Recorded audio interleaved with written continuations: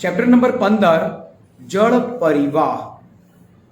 જળ પરિવાહ આ શબ્દ કોઈ એક ક્ષેત્રની નદી તંત્રની વ્યવસ્થિત પ્રણાલી એટલે વહેવાની રીત. પ્રણાલીનો મતલબ શું થાય? વહેવાની રીત. તો કોઈ એક નદી તંત્ર એના પાણીને વહેવાની રીત એને કહેવાય નદી જળ પ્રણાલી. ભારતનું ભૂપૃષ્ઠ જોતા જણાય છે કે એક મુખ્ય નદી અને એને અલગ અલગ દિશામાંથી આવી અને બીજી બધી નદીઓ મળે છે. એક મેઇન નદી વહેતી હોય, અહીંયા પડતા વરસાદવાળી નદીનું પાણી આવે, અહીંયા પડતા વરસાદવાળી નદીનું પાણી આવે, એ મુખ્ય નદીમાં ભળી જાય. આ રચના કેવી થઈ? આ રચના તો એવી થઈ કે વોશ બેઝિન. તમે વોશ બેઝિન તો જોયું હશે. એમાં આ ખૂણેથી પાણી નાખો તો પણ વચ્ચે જે પેલી ખાળ હોય એના પર જ આવે. આ ખૂણેથી નાખો તો પણ ત્યાં જ આવે. બીજા ખૂણેથી નાખો તો પણ ત્યાં આવે. એનો મતલબ કે વરસાદ ગમે ત્યાં પડતો હોય પણ એનું પાણી કોઈને કોઈ નદીને મળે જ છે. આ કોઈને કોઈ નદી સુધી પહોંચે છે. તો આ આખો વિસ્તાર જ્યાં પડતા વરસાદનું પાણી નદી સુધી આવે છે, આ વિસ્તારને શું કહેવાય? નદી બેસિન. અને શું કહેવાય? નદી બેસિન. ઓકે, નદી બેસિન કહેવાય.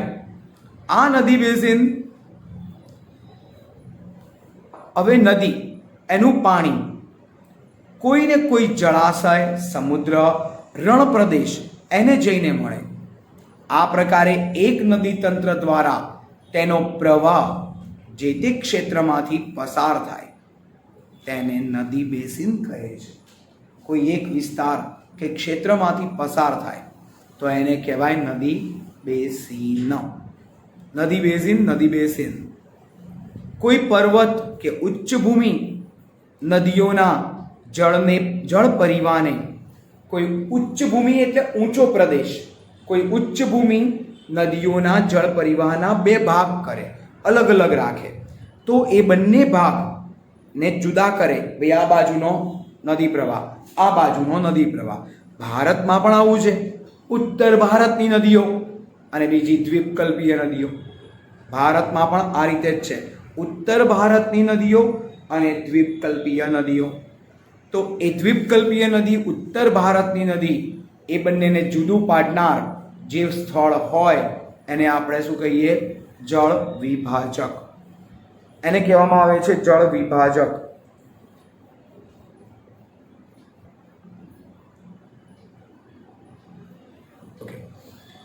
વિશ્વમાં સૌથી મોટો નદી બેસિન એમેઝોન નદીનો છે. આ ટીક કરી રાખવું જોઈએ. ઓબ્જેક્ટિવમાં પૂછાય સૌથી મોટો નદી બેસિન કઈ નદીનો છે? તો એમેઝોન. ભારતમાં સૌથી મોટો નદી બેસિન ગંગા નદીનો છે. ભારત માટે મોટામાં મોટી નદી કઈ? ગંગા.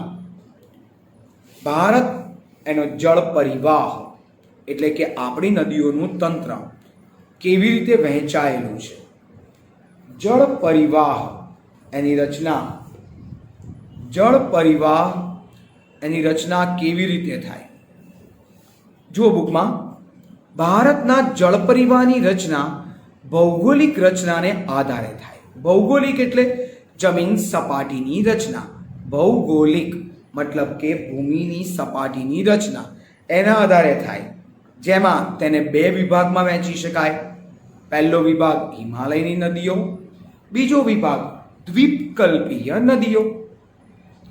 ભારતના આ બે ભાગ કીધા નદીઓના, હિમાલયની નદીઓ અને દ્વીપકલ્પીય નદીઓ. પ્રાકૃતિક રચનાની વિશેષતાને કારણે ભારતની નદીઓને બે વિભાગમાં વહેંચવામાં આવે છે, જેને કારણે હિમાલયની નદીઓ અને દ્વીપકલ્પીય નદીઓમાં મોટો તફાવત જોવા મળે છે. એના કારણે આ નદીઓમાં બહુ મોટો ફરક કે તફાવત આપણે જોઈ શકીએ છીએ. કઈ રીતે? ચલો, હિમાલય ઊંચો પર્વત છે. દક્ષિણમાંથી આવતા ભેજવાળા પવનો ત્યાં જાય, પર્વતને ટકરાય એટલે વરસાદ આપે. એ વરસાદનું પાણી શેમાં જાય? આ નદીમાં જાય. શિયાળામાં હિમાલય ઉપર બરફ પડે, ઉનાળામાં ગરમી વધતા આ બરફ પીગળે. પીગળીને પાછું પાણી બને, એ પાણી પણ ક્યાં જાય? નદીમાં. તો એ પાણી પણ આપણી મુખ્ય નદી તરફ જ જાય છે કે મુખ્ય નદીમાં જ જાય છે. અને તેના કારણે આમ હિમાલયમાંથી નીકળતી નદીઓમાં વર્ષમાં 2 વાર પાણી આવે. ટૂંકમાં 12 માસ પાણીથી ભરપૂર હોય. આ નદીઓ 12 માસ પાણીથી ભરપૂર હોય. અને તેમાં દ્વીપકલ્પીય નદી એટલે દક્ષિણ ભારત. દક્ષિણ ભારત તો પોતે જ ઉચ્ચ પ્રદેશ છે. દ્વીપકલ્પની નદીનો જે ઢાળ છે કે એનો ઉદ્ભવ છે એ ક્યાંથી થાય? દ્વીપકલ્પની નદીનો ઉદ્ભવ થાય છે એ દક્ષિણ ભારતમાં આવેલા નીચા પર્વતોમાંથી, જ્યાં કંઈ એટલો બધો વરસાદ પડતો નથી, જેના કારણે વરસાદ ઓછો હોવાથી એ દ્વીપકલ્પના વિસ્તારોની નદીઓ એ સૂકી થઈ જાય છે, જેમાં 12 માસ પાણી રહેતું નથી. જોઈએ આગળ બુકમાં. તો આ પ્રાકૃતિક વિશેષતાને કારણે ઘણા તફાવત હોય અને તેના કારણે ઉત્તર ભારત એટલે કે હિમાલયમાંની નદીઓ જે હોય 12 માસ પાણીથી ભરપૂર હોય. કેમ કે ચોમાસામાં વરસાદને કારણે અને ઉનાળામાં શિખરો પરનો બરફ પીગળતા તળેટીમાં જળ જથ્થાનો પ્રવાહ વધે. હિમાલયની મુખ્ય 2 નદી ટીક કરજો બંનેના નામ, સિંધુ અને બ્રહ્મપુત્ર, આ પર્વતમાળાના ઉત્તર ભાગમાંથી નીકળે છે. આ નદીઓએ પર્વતોને કાપી કોતરી તેમાં કોતરોનું નિર્માણ કર્યું છે, કોતર બનાવી છે સરસ મજાની. હિમાલયની નદીઓ તેના ઉદ્ભવ સ્થાનેથી નીકળી સમુદ્ર સુધી લાંબો રસ્તો પસાર કરે છે, બહુ લોંગ ડિસ્ટન્સ કટ કરે છે. હવે ચોપડીમાં જે ફોટા આપ્યા છે એની અમુક સમજ.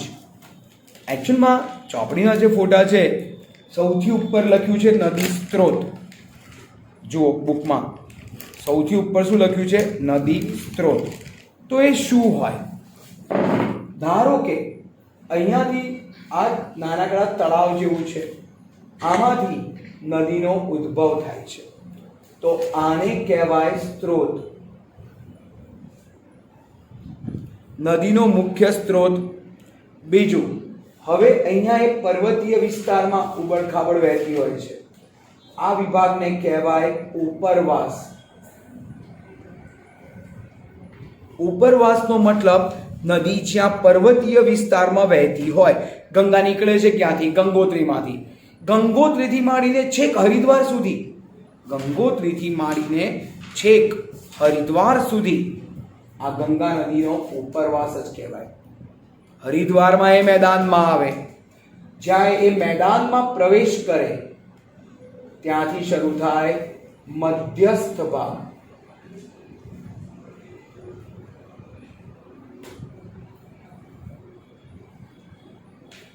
એને મધ્યસ્થ ભાગ કહેવાય. પણ નદી ઘણી વખત આવી વાંકી ચૂંકી વળે. આ રીતે વાંકી ચૂકી જે વળતી નદી હોય અને સાપની જેમ વળતી હોવાથી વિસર્પણ કહેવાય. સાપની જેમ વાંકી ચૂકી ચાલે, આમ સાપ જેમ વાંકો ચૂકો ચાલે એવી રીતે જ્યારે એ વાંકી ચૂકી ચાલતી હોય તો એને કહેવાય વિસર્પણ. અને એના પછી અમુક જગ્યાએ તમે જુઓ, હવે હું બાકીનો ભાગ ભૂસું છું તો તમે અંદાજ લગાવો કે આ શું હશે. તમે આવી કોઈ વસ્તુ જોઈ છે પહેલા ક્યારેય? જોઈ છે? હવે આવી કોઈ વસ્તુ જોઈ છે પહેલા? હા. ક્યાં? કેવી રીતે જોઈ છે? ઘોડાની નાળ.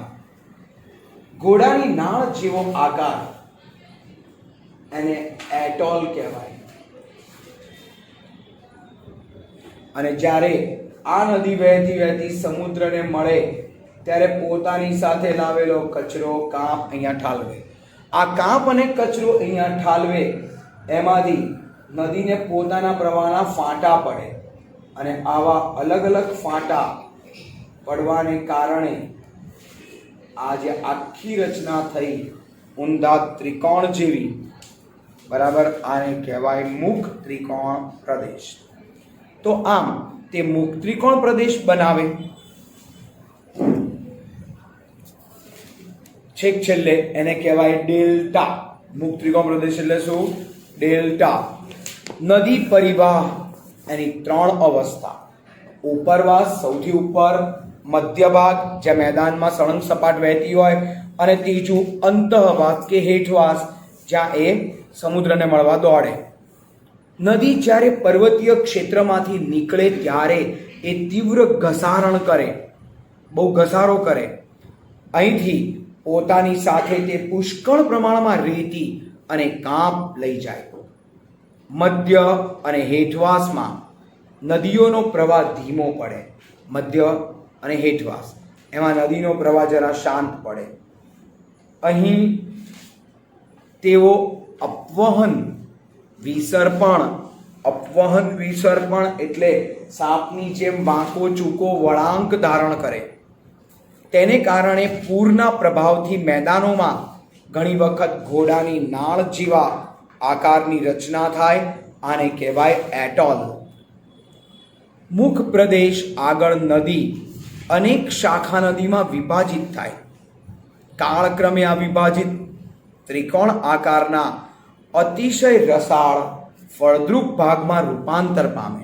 છેક જ્યારે મળવા જતી હોય ત્યારે અતિશય કાંપના અને એકદમ રસાળ. એકચ્યુઅલમાં નદી પોતાની સાથે કાંપ, કચરો, તમે જુઓ વરસાદ બહુ જ આવે ને તો પાણીની જોડે ઢાળની નીચે કોર્નરના ભાગમાં માટીના કચરા જેવું ભરાતું હોય છે. આ ક્યાંથી આવ્યું? તો એ ઉપરના ભાગમાંથી ઘસાઈને એ ઢાળમાં નીચે પથરાયું. જ્યાં ઢાળમાં પથરાય એ માટી બહુ જ સારી. કેમ? કારણ કે એ જ્યાંથી આવ્યું ત્યાંથી માંડીને છેકથી છેક સુધીના બધા જ પોષક તત્વ, ખનિજ તત્વ, જૈવિક તત્વ બધું જ લઈને આવે. અને બધું જ લઈને આવે જે ખેતી માટે સૌથી સારું, બેસ્ટ. તો તેને ડેલ્ટા કહે છે. દ્વીપકલ્પીય નદીઓ મોસમી છે, ઋતુ પ્રમાણે બદલાય, કારણ કે તેનો જળ જથ્થો માત્ર વરસાદ પર આધારિત હોય છે. પાણીનો જથ્થો ફક્ત વરસાદ ઉપર ડિપેન્ડ હોય છે, માત્ર વરસાદ પર આધારિત છે. શુષ્ક ઋતુ દરમિયાન તેનો પ્રવાહ ઘટી જાય છે અથવા બંધ થઈ જાય છે. હિમાલયની નદીઓની સરખામણીમાં આ નદીઓની લંબાઈ પણ ઓછી છે, તેમજ આ નદીઓ છીછરી છે. હિમાલયની નદીઓ તો 2500-3000 કિલોમીટર લાંબી છે. આ નદીઓ એટલી લાંબી નથી, 500-700 વધારેમાં વધારે 1200. બાકીની નદીઓ તો બહુ જ દક્ષિણ ભારતની નદીઓ તો બહુ જ ટૂંકી છે, કારણ કે એનો ઉદ્ભવ થાય અને 50 કિલોમીટરમાં તો દરિયો આવી જાય, બીજી બાજુ જાય તો 200 કિલોમીટરમાં દરિયો આવી જાય, 500 કિલોમીટરમાં દરિયો આવી જાય. એટલે બાકી આવી બધી નદીઓ દક્ષિણ ભારતની તો બહુ ટૂંકી, 100, 200, 250 કિલોમીટર તો બહુ થઈ ગયો એને. ભારતની પ્રાકૃતિક રચના, કુદરતી રચના, જમીન સ્તરોની કુદરતી રચના, જેના કારણે પહાડોના ઢોળાવને કારણે મોટાભાગની દ્વીપકલ્પીય નદીઓ પશ્ચિમ ઘાટમાંથી નીકળી પૂર્વ તરફ, પશ્ચિમ ઘાટ, વેસ્ટર્ન ઘાટ એમાંથી નીકળે અને પૂર્વ દિશા તરફ વળાંક લે અને બંગાળની ખાડીને મળે, બંગાળની ખાડીમાં જઈને મળે. દક્ષિણ ભારતમાં દ્વીપકલ્પીય નદીઓ માટે પશ્ચિમ ઘાટ એક મુખ્ય જળ વિભાજક ગણાય. પશ્ચિમ ઘાટ જે એનું વિભાજન કરે છે, એને 2 ભાગમાં વહેંચે છે. આ કોઈક ઊંચો પ્રદેશ હોય, જળ વિભાજક કેવી રીતે બને? તો જળ વિભાજક બનવાની રીત, જળ વિભાજક આ રીતે બને. કોઈક એક મોટો પર્વત, એની એક બાજુથી, ધારો કે એની એક બાજુથી પાણીનો પ્રવાહ નદીઓ સ્વરૂપે અલગ અલગ દિશામાં ફેલાયેલો છે અને બીજી બાજુની નદીઓ એ અલગ દિશામાં જાય છે. તો આ અલગ અલગ દિશામાં જવાને કારણે બીજી બાજુની નદીઓ પણ અલગ દિશામાં જાય. તો આની દિશા આ બાજુ, આની દિશા આ તરફ, આવી અલગ અલગ દિશામાંથી આ વચ્ચે એક જ પર્વત જ બાકી રહ્યો. આને કહેવાય જળ વિભાજક. આને કહેવાય છે જળ વિભાજક. ઓકે, આ નદીઓ પોતાના ઉદ્ભવ સ્થાન, આ નદીઓ પોતાના ઉદ્ગમ સ્થાન ત્યાંથી બહુ લાંબો રસ્તો પસાર કરે, બહુ લાંબો રસ્તો પસાર કરી અને આગળ વધે, જેમાં જળ પરિવાહ એની ગોઠવણીના 4 પ્રકાર, જેમાં શાખા નદી અને મુખ્ય નદી આ બે મળી અને નદીનો પ્રવાહની રચના કરે. પહેલું છે વૃક્ષાકાર, એક મુખ્ય નદી અને તેને મળનારી અન્ય નદીઓ. માનો કે આ એક મુખ્ય નદી છે,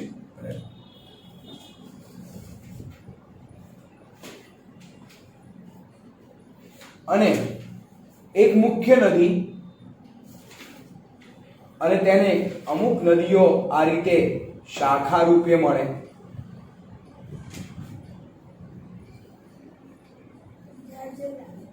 એક્ઝેક્ટલી આ ઝાડ જેવું લાગે છે એટલા માટે જ આનું નામ છે વૃક્ષાકાર. આ ઝાડ જેવું લાગે છે એટલા માટે આનું નામ છે વૃક્ષાકાર. વૃક્ષાકાર નદી જળ પ્રણાલી, જેમાં મુખ્ય નદી અને આ બધી શાખા નદીઓ, આજુબાજુથી દોરી ડાળી, બ્રાન્ચીસ, શાખાઓ. મુખ્ય નદી અને તેની શાખા નદીની ગોઠવણી વૃક્ષની ડાળી જેવી સુંદર રચના કરે માટે તેને કહેવાય વૃક્ષાકાર. એના પછી છે જાળી આકાર. તો પર્વતીય પ્રદેશ, એમાં ઝરણા જે પહાડી વિસ્તારોમાંથી નીકળતા હોય તેના કારણે એકમેકને મળે. એક ઝરણું આમથી આવે, આમ જાય, એક ઝરણું આમથી આમ જાય, એક ઝરણું આ બાજુ જાય, તો એક જ જગ્યાએથી અલગ અલગ નેટ જેવી રચના થઈ જાય. નેટ એટલે જાળી. જાળી જેવી રચના થાય એને કહેવામાં આવે છે જાળી આકાર નદી પ્રણાલી.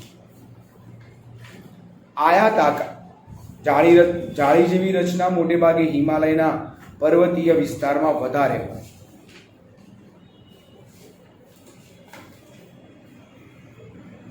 હવે આયાતાકાર, મુખ્ય નદી અને તેની શાખા નદી એકબીજાને લંબ રૂપે મળે, પરસ્પર કાટખૂણે છે, સીધી જ સ્ટ્રેટ એકદમ. એક નદી આમ આવતી હોય તો બીજી નદી એને એક્ઝેક્ટલી લંબ રૂપે મળે,